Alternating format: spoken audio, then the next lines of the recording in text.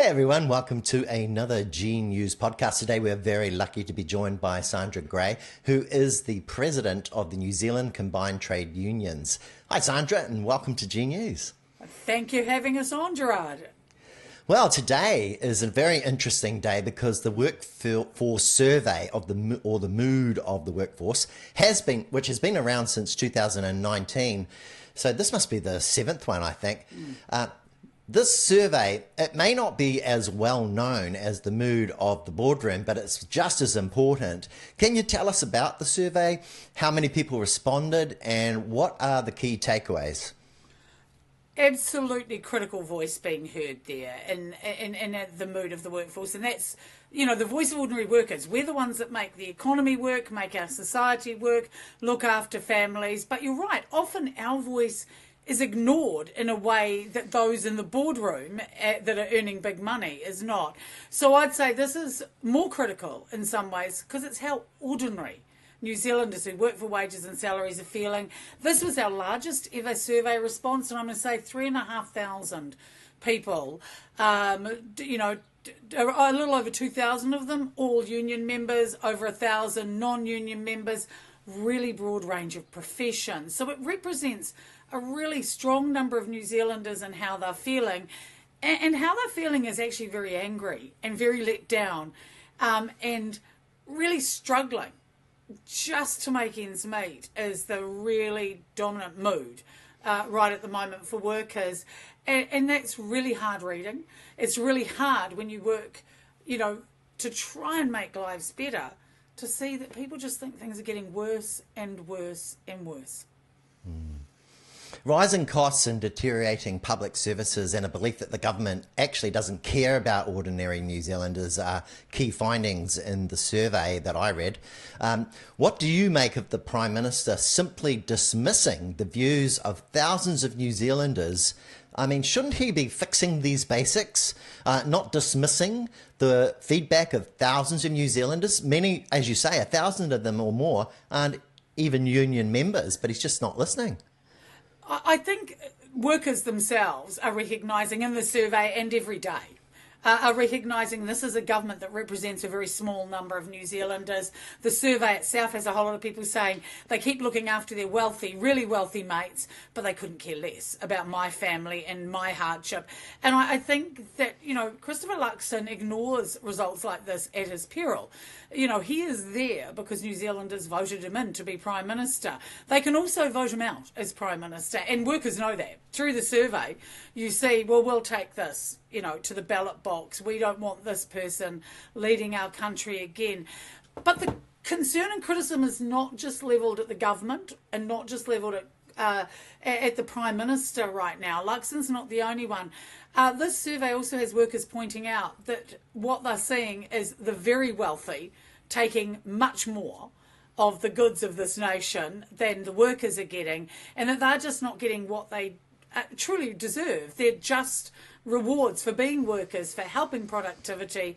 So the criticism is levelled in equal parts about Chris Luxon and his desire to make the rich richer and the rich who aren't paying their share of what we need.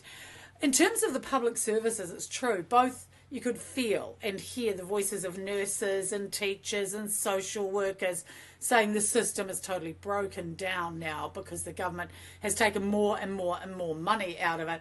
And, they're just skiting now in the Prime Minister's address. He said, we've taken $11 billion out of the public sector every year. Isn't that a fantastic thing? Well, I'll tell you, the workers in the survey are saying, I see a system under strain. I can't get the healthcare I need. I can't get access to the education I need. My kids are suffering. So they are not doing the right thing by ordinary people. Ordinary people know that. And, Christopher Luxon needs to stop and not dismiss it because he doesn't like unions. He needs to stop and say, unions are just ordinary working people trying to make the best of their lives. He talked about us pulling together as a nation and making sure we all do our bit. Workers are doing that every day. And by joining unions, they're actually doing it because they're trying to say we need to look after each other. That's all unions do. So just dismissing us because you have an ideological difference or perhaps never saw the value of unions is terrible What he needs to dig underneath is say, this is 3,500 workers and citizens who literally are saying, we have no choice. People are saying things like, one person said, sadly, I think I have to tell my kids to go to Australia to get a better life. No parent wants to say that to their children. No parent wants to send their children offshore just to have a better life. But that's the sort of thing workers are now saying. That's terrible. More than 70% of respondents rated the performance of the government as very bad, with only 2.3% of people saying that they approved of the performance of the government. So workers have clearly had no faith in this government to improve their economic well-being. Can you comment on those? Are drastic, brutal figures. I mean, 70%, very bad. Should be an absolute serious wake-up call for any government, because what that does is not just say this government is out of touch with what people need in their lives and what people want. It's not just in terms of their economic well-being either. It's about them as people. Because people are saying, my life is getting worse. I can't afford to look after and feed my kids. I can't enjoy the things I used to enjoy because I have to work extra hours just to stand still. I haven't had a pay rise in 5 years or more. All those things impact on us as people, not just us as workers who are helping make profits in New Zealand or deliver services in New Zealand. So we've got a government here who is... workers are attacking the very fabric of our families, our communities, our working lives, and they're making us unwell. And I think you have to stop as a government. You owe it to the people to at least stop and say, well, what is it that we are supposed to be doing for workers? Because they're certainly not doing it now, according to workers. They are certainly not delivering and making our lives better. In fact, I think one person said in 26 years of working, this is the worst it's ever been. When you've got a whole generation where people are feeling just let down and they're worse off, people disconnect. People cease to want to be productive, actually, because you just feel put on. So this has a huge impact on every part of our society and economy. And the government needs to just take stock of that and perhaps ask us. Be happy to share the comments here, obviously. What we see is, people feeling so low that they're disconnecting from community. They don't feel they can look after their own families. They're turning against politics generally, I'm going to say, because I don't think the message was just to the Prime Minister. It was to his colleagues in Cabinet. It was to the whole National Party. But there was also a message for left-leaning parties saying we need bold decisions that benefit workers. And workers analyse that things as like the wealthy should actually pay what they owe in terms of tax. We need investment in public services, and we know that's going to cost in terms of tax, but we should look at where we get our tax from. So workers know they need a different future. The political parties should perhaps ask a little bit deeper what workers think will roll forward. So what did the survey say about political leadership? Well, I would say that in terms of our current political leader and the Prime Minister, that must be some of the worst results for a Prime Minister ever. There is no support or faith in his leadership. People don't see him as a decisive leader, which he tries to say he is. They don't see him as a leader that cares. And New Zealanders do want their Prime Minister to look after everyone in Aotearoa and not just a select few. In terms of the ministers, a couple came out slightly better from National. It seems like Chris Bishop and, interestingly, Judith Collins. People don't feel as harshly towards the decisions they're making in terms of lives. Certainly when it comes to health and education and workplace relations. The ministers in charge of those portfolios, Brooke Van Velden, Nicola Willis, and Erica Stamford, workers just felt that they were taking us in completely the wrong direction, and that they, in terms of Brooke Van Velden, a lot of people saying she is deliberately attacking us as workers. She is deliberately making our lives worse. That's pretty awful, because one of the things ministers of the Crown are supposed to do is actually improve the lot for all New Zealanders. So it was pretty harsh against this particular government. But as I say, for the left parties, there's also a call here to be bold, to be courageous, to care, and as I say, to change the way the economy's going. Workers recognise, and our political parties in part are starting to see this, that the economic decisions being made that have been very similar for 4 decades are failing us as a country. They're failing our economy. You know, they're failing on their own terms, but this survey shows, and the surveys before it, it's got worse and worse and worse and worse. This shows that ordinary working New Zealanders are ready to leave the country to get a better life, and we can't afford that. No. Wages are not keeping up with inflation and things are just getting harder. 58% of workers say they have fallen behind. 23.1% say they have fallen behind somewhat. So if you add those two numbers together, you're up round about 80% saying they're going backwards. Only 13.6% say that it's about the same. And only a tiny little 2.7% say it's somewhat better. I mean, is this fixing the basics? It's not even going close to fixing the basics, because if we want a good economy, a good life, we have to make sure workers are able to or have pay that enables them to meet the cost of living, housing, health, you know, make sure that you can buy decent food, and make sure that if the car breaks down, you can fix it so you can keep getting to work. You know, these things are the basics for us as workers.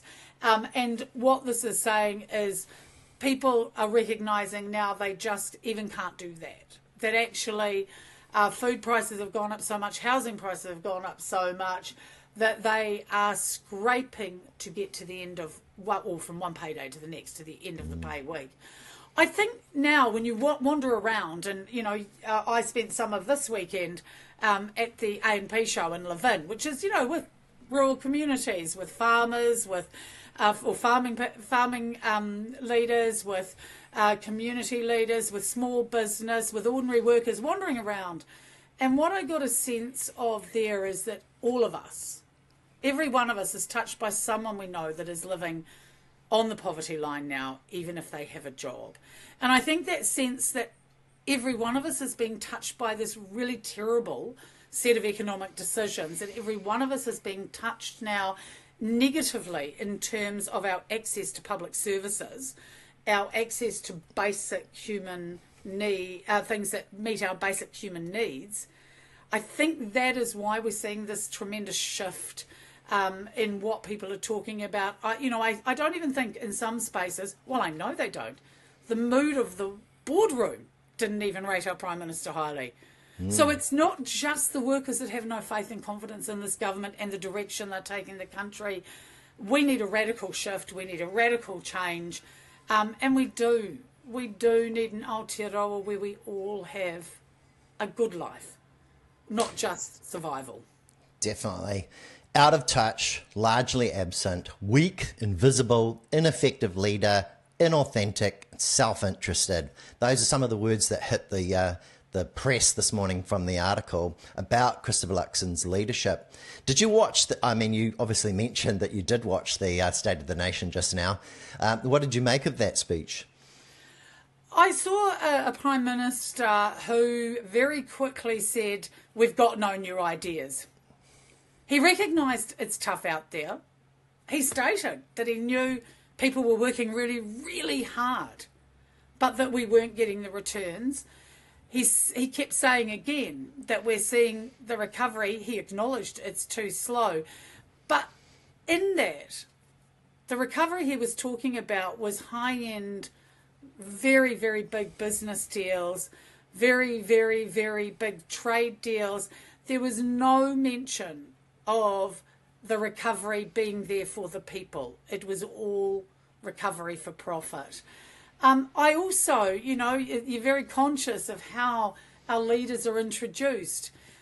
He got an introduction that said, came from this community, and the whole speech felt like it was delivered only for senior business people, for business owners. There was no sense that he understands that most industry, 90% of industry, is the workers who do the day-to-day grunt, that we're the ones that hold the economy together.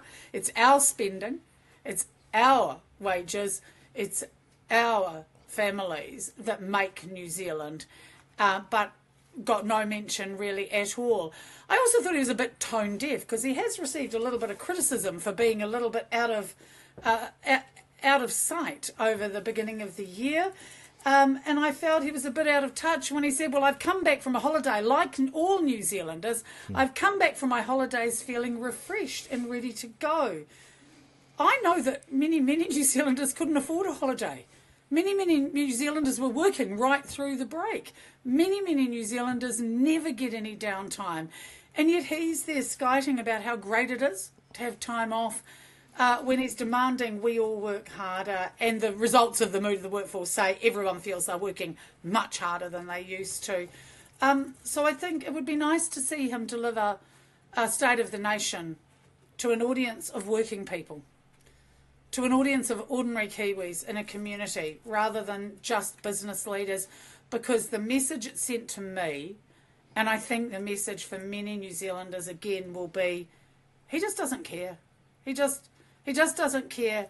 He is looking after his rich friends and what they need, rather than caring about New Zealand. So I suggest that he's probably mispitched a little bit in terms, and I shouldn't be here giving a Prime Minister who I think fundamentally is failing workers advice, but I would say reach out to the trade unions of New Zealand, the ordinary working people of New Zealand, and actually listen to what they have to say and share genuine conversations with them.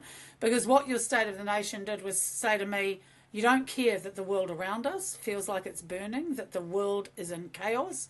It feels like you are only worried about getting trade deals that aren't going to be good for some workers, and trade deals that will line the pockets of the already rich. Exactly. Now, you talked about quality of life. The survey actually says that over 50% of the people that responded said that their quality of life has actually gotten worse. Can you comment a little bit further about the kinds of things that you were hearing about the quality of life for people?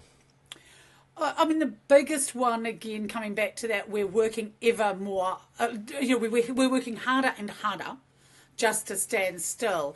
And by working harder, people mean they're working a hell of a lot of unpaid overtime.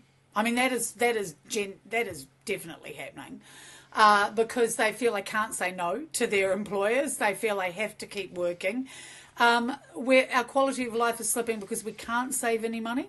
That we just can't put any money away for the rainy day or for the nice things, like going and visiting family or taking a week off in the holidays. It's getting worse because we're losing hope. And I find really, really hard, because that's what is driving tens of thousands of New Zealanders out of the country. But also it's what's driving young people into terrible situations in terms of their life choices. Not going overseas may not be the worst choice you can make. It's leaving them with no hope that they'll ever get a home, that they'll ever be able to have a family, that they'll ever be able to retire. I mean, one of the big policy announcements today again was, we're going to do something about KiwiSaver. What they're doing is taking money out of the pockets of everyone who earns a wage or salary, so that we save it for when we retire. Right now, we can't afford to live now. Why would you take more money off us now for a future that doesn't look, well, the present does not look bright, according to workers, so the future is not something they can think about. But that lack of hope for New Zealand also creates social isolation. It creates anger. It takes away our community and our sense of connection. And we can do something about that, Gerard. I do think this is where we can't wait for the government to make things better. We need to reach out to our family members, to our friends, to our whānau, to our communities. We need to be more involved and more connected than we have been before. Because actually, like I say, I think every one of us will have someone in our family. I have at least two of my family members who cannot get work at the moment. Young people really struggling. I'm in a lucky position to be able to help them out, but even just reaching out and saying, I get that it's tough. Can I buy you a meal? Can I have you over for dinner? Can I turn up with some, apples from my tree if you happen to have excess fruit? Whatever it is. I think that their policies are making us turn against each other, that it's making ordinary people intolerant, is the thing we have to guard against. We can't let them turn us into robots. We can't let them turn us into people who never take time off to share with our families, friends, communities, whānau. Because if we do that, if we let them take every minute of our lives about work and we don't have time together, that will be the worst outcome of where we are right now. The survey concluded with one of these quotes, workplace equality matters, affordable health matters, taking care of our environment matters, making the rich richer does not. Can you comment on that? There was a really strong sentiment in the survey that said we want to be an Aotearoa where we all get some justice, some fairness, some share of the profits. It was a really strong theme, and that's what that's saying is we need to look after people, we need to look after planet, we need to look after our kids and future generations, and part of that is making policy that puts that front and centre, not making the wealthy even wealthier. So we see workers analysing that this is a moment where class matters. Being a worker is too tough. But being a worker is the thing that keeps the world going. So we need to pay heed to that. This is not a time for sitting back and going, this economic order will right itself. The decisions that are based on accumulation of wealth will eventually lead to trickle down. 4 decades, no trickle down. 4 decades of hardship for workers. It is time, and the workers are saying that it is time. We went back, and we were once a nation like this. We go back to creating strong communities, strong unions, strong workforces, and a world where we all actually can live the life of an ordinary New Zealander. And I think that is really, really critical. I was walking down Wellington streets the other day, and a person was clearly one of our many homeless people looking for support. But what he said to me is, I just broke my phone. I'm trying to find work. If I don't have a mobile phone, I can't get work. I went to see if I could get help from the state, if the government agencies could help me. And they said, no, we don't give out money for phones. So this person, desperate for work, had applications out, and now, for want of something that we do take for granted, mobile phones, was being disconnected and dislocated from the opportunities that a job offers you. That's not New Zealand. The workers of New Zealand are saying that this is not my Aotearoa, and it's certainly not mine. I know it's not yours. And we all need to say it much more loudly. Let's say it. The Aotearoa I want to live in is one where every kid gets nutritious food, can go to school with a full belly, can actually have some hope that they can live in New Zealand and have good housing and have a good life and a job with security, a job where they get paid what they're worth. And, if we keep saying it's, we've just got to say it louder. And we've just got to make sure that those who have the power to help us make that a reality, we can do some of it, but we do need to make sure that the legislative framework is right, that we do respect unions and we do respect workers' rights. We need that legislative framework, but let's just keep saying it because we can make it so. There just need to be more of us speaking more loudly. Exactly. Finally, workers are very, very clear in the survey that they value leaders who are principled, compassionate, and stand up for people over profit.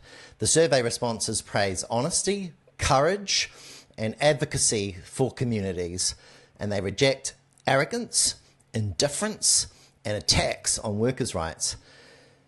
So that sounds pretty pretty right to me. What messages would you like to send everybody as we end this podcast with you today, Sandra? I'm going to go for the very important messages right now to survive what is a very tough world.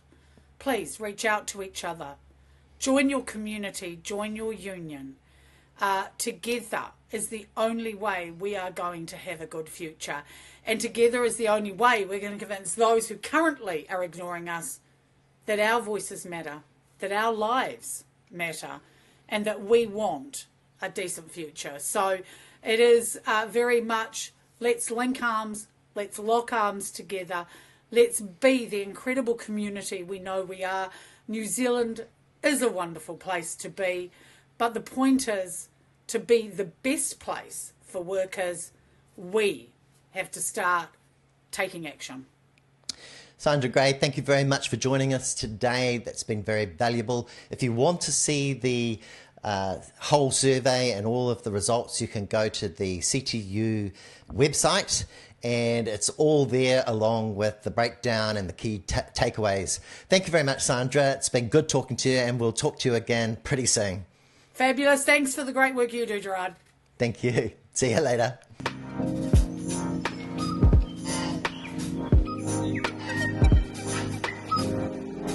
Welcome to G News, the good news.